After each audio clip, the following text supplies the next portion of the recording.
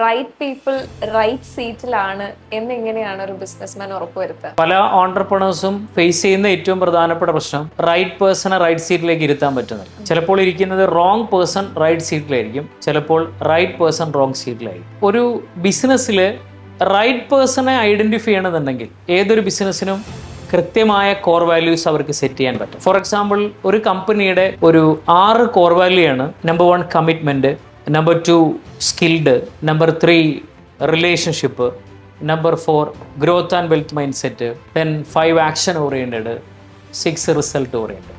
ഈ പറയുന്ന 6 കോർ വാല്യൂസും കൃത്യമായിട്ടും ഫോളോ ചെയ്യുന്നവരെയാണ് ആ ബിസിനസ്സിലെ റൈറ്റ് പേഴ്സൺ എന്ന് പറയുക.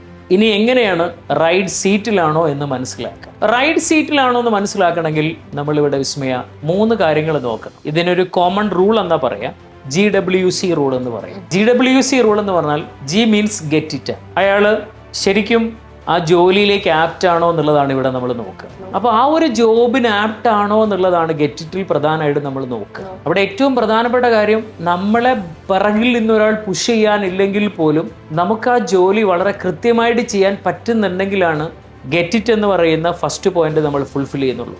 അതാണ് ശരിക്കും ഗെറ്റ് ഇറ്റ്.